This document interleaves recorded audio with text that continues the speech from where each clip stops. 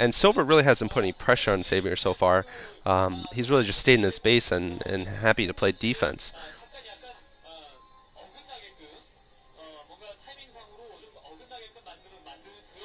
But, you know, I think the Mutalisks are going to come out at the same time. We're going to see whether they produce any Scourge or not, or if they're going to stick with Mutalisks.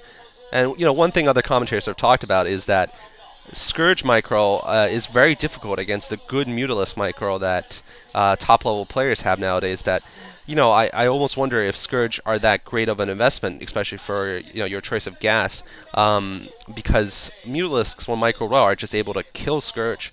Of course, Scourge, if they can get the hits off, are definitely worth it. It's a lot less gas, and you get 2 Scourge, and you can either kill off Mutalisk or damage them so that other Mutalisks can just pick them off fairly easily.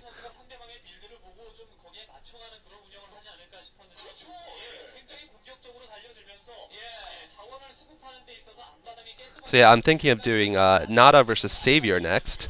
I believe that's the OSL finals.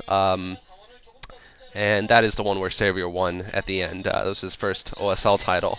And looks like we're seeing Savior going in with some mutas here.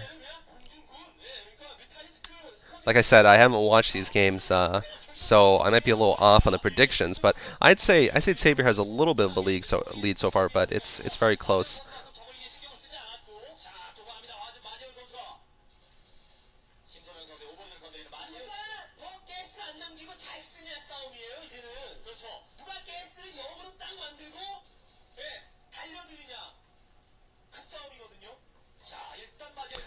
So yeah, we're seeing a lot of posturing here, back and forth.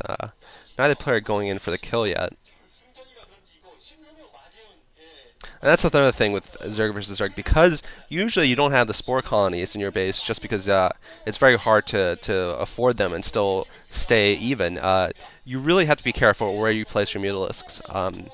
Because if you get caught off guard in your base, he manages to slip in his Mutalisks before you do his. He can pick off a lot of drones. Your enemy can pick off a lot of drones very quickly and just cripple you completely. It's very much of a little bit of luck, and a lot of it's timing, I think, Zerg versus Zerg. And, you know, some people say it's mostly luck, but I think it has a lot to do with skill, too, in my opinion.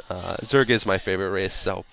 but yeah, let's see how they manage to deal with protecting their base and also going on attack.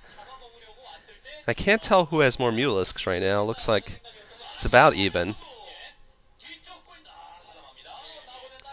Oh, it looks like Saber managed to catch a stray Mutalisk that probably wasn't control group. And here's a big fight here. Silver is getting off good hits from his Scourge, but it looks like Saber might have a few more Mutalisks and might be targeting them a little better. And yeah, it looks like he's a better concave here with his Mutalisks.